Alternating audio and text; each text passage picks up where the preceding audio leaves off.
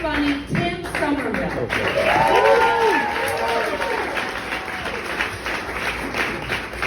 Who wants to hear some O.J. Simpson jokes? I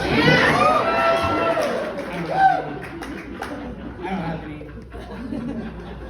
I really wanted to take a stab at one. Thought of that yesterday. No, I want to get something out of the way. I'm a pretty awkward guy. It's okay, I know. Actually, it took me a long time to accept and realize how awkward I am. Once I did, things started going a lot better for me. I actually found this place where I could be absolutely insane. People are pretty into it. Then my wife said I couldn't go to any more Trump rallies.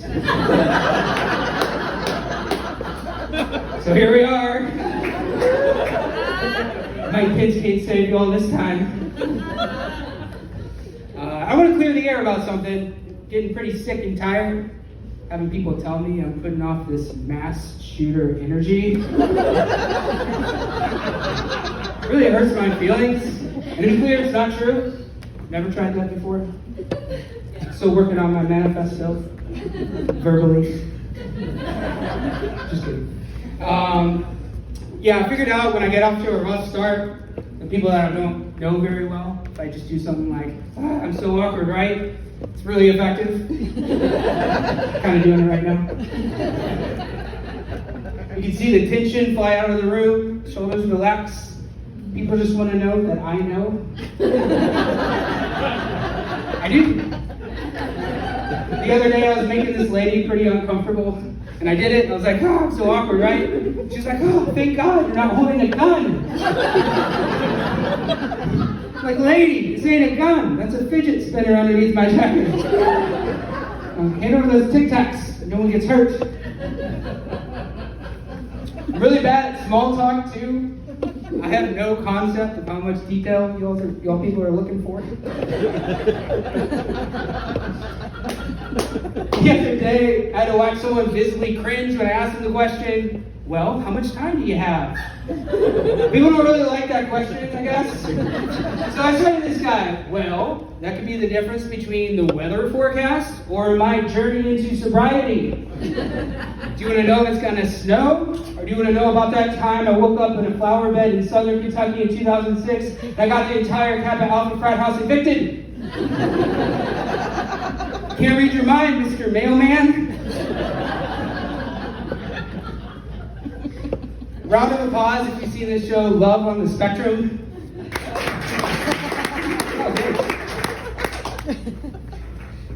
If you haven't, it's about people on the autism spectrum finding love, believe it or not. It's a great show, it's incredible. Watch it if you haven't. Go watch The Bachelor, these people suck. But Netflix will not stop recommending this show to me. I've seen it twice. Netflix keeps recommending this show to me. Starting to feel a little targeted and harassed, Netflix. Someone give you access to my medical records? Actually, there are no medical records because I have 90s parents. 90s parents don't really believe in behavioral psychology. So here I am, walking on my tippy toes, all undiagnosed.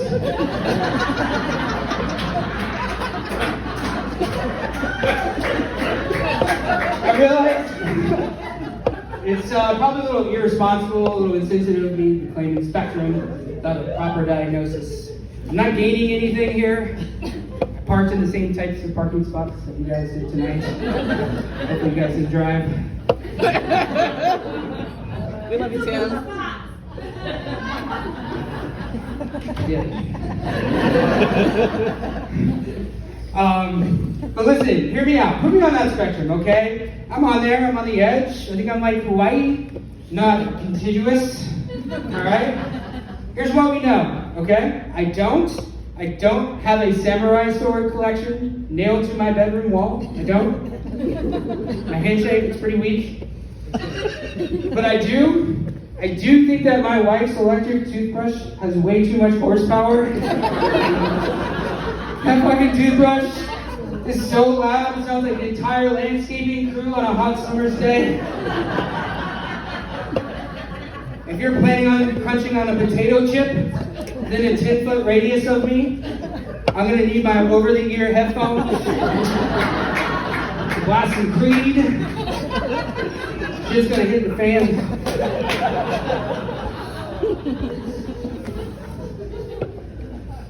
I'm not an executive in corporate America, but I think I'm starting to look like one of these guys. And I'm paying attention, I'm listening to the national conversation. I know that I'm at the intersection of white privilege and the patriarchy. I know I'm at the intersection, but I'm the guy off to the side in Gap outlet clothes, holding up a cardboard sign that says, "Can I get a ride to the Illuminati, please?" I have no plans of joining a pedophile ring. I don't. What's a boy got to do to get invited to one?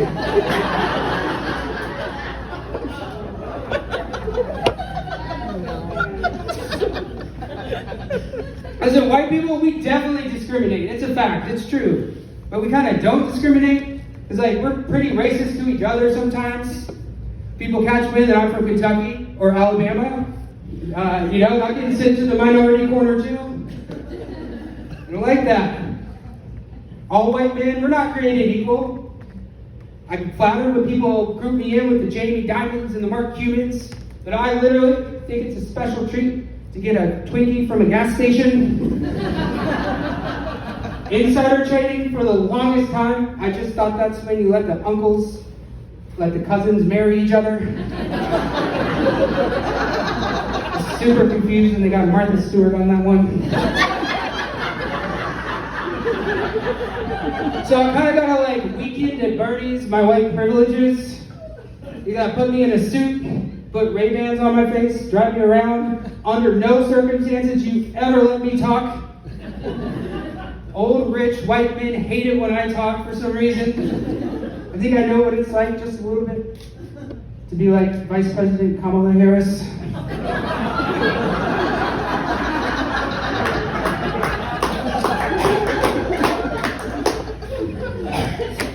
And I'm a dad to human children. I think you gotta be specific about these things now.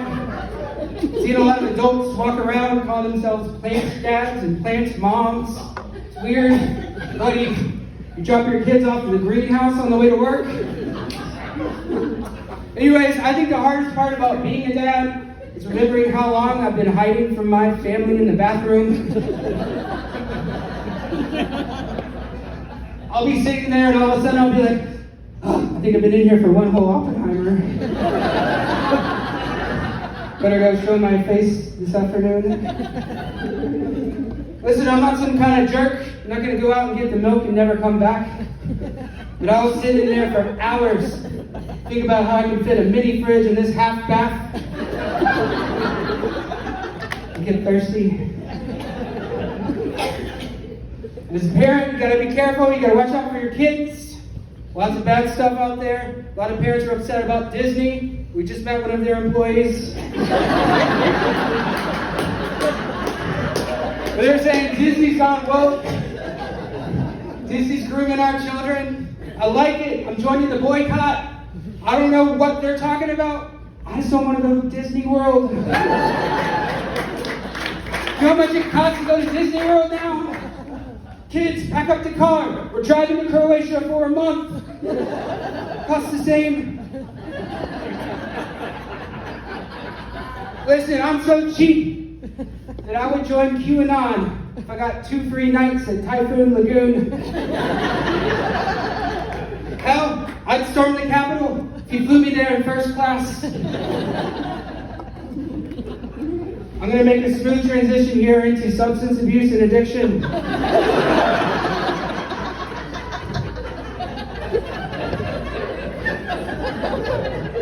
I got a really early start on that.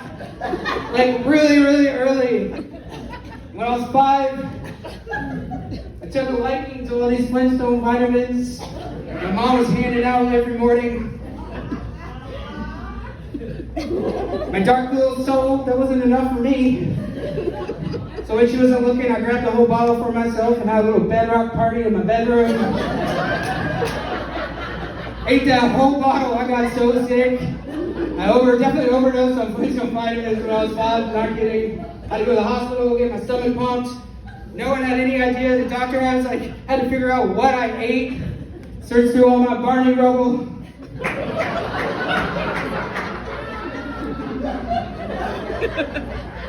My parents probably should have put me on some sort of watch list after that.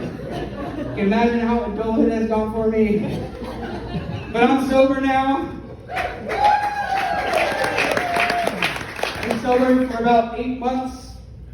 No longer sober curious, as they say. One point, my dad sat me down, said, "Son, curiosity killed the cat." Okay, Dad. But I think he was trying to tell me was like, drop the curious, sober stuff, go with that. You're gonna die. Good point, Dad. Also, I think he found yet another way to call me a pussy. Right times 2, Dad. Oh, man. But slowly I've been coming out as sober to all my friends and family, expecting all of these grand emotional responses, love, hugs, laughter, tears. But instead, everyone's just kind of being dicks about it. One of my friends is like, "God, thank God. Now I don't have to listen to you go on and on about launching a DJ career in your 30s, fool."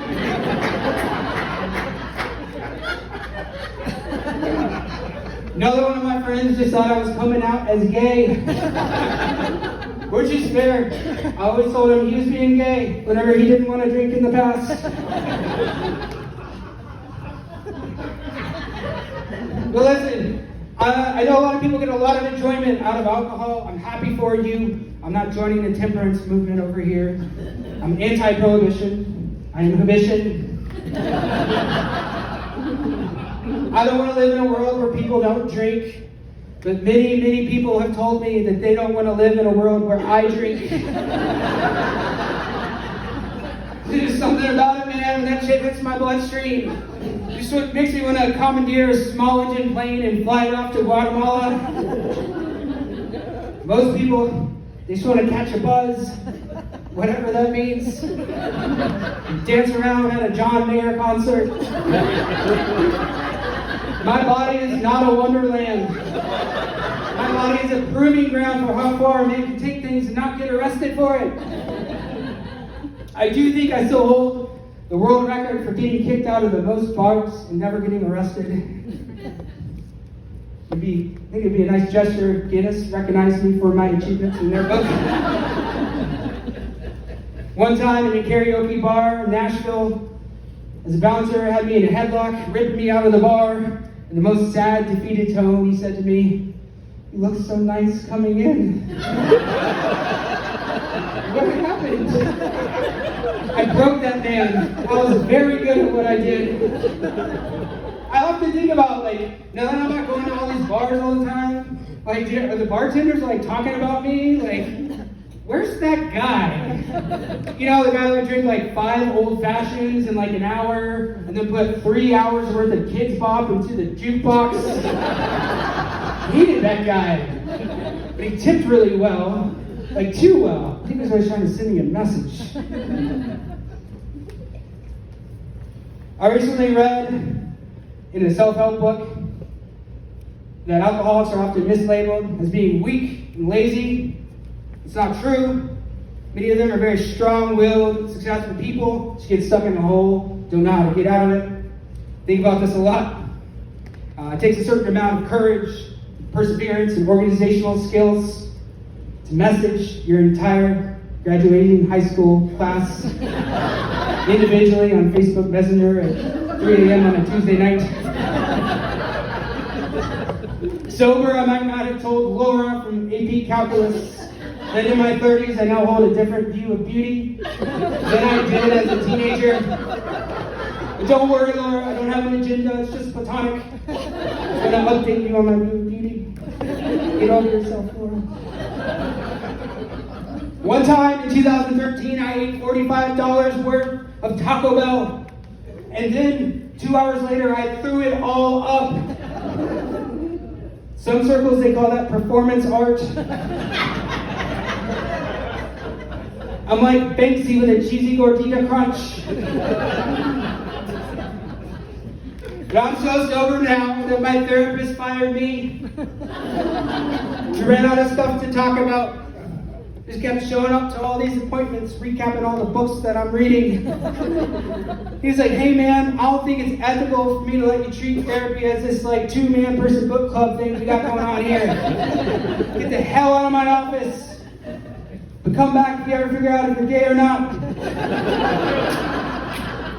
You insist on sitting in my lap. There's a couch right there. All right, thanks so much, Tim.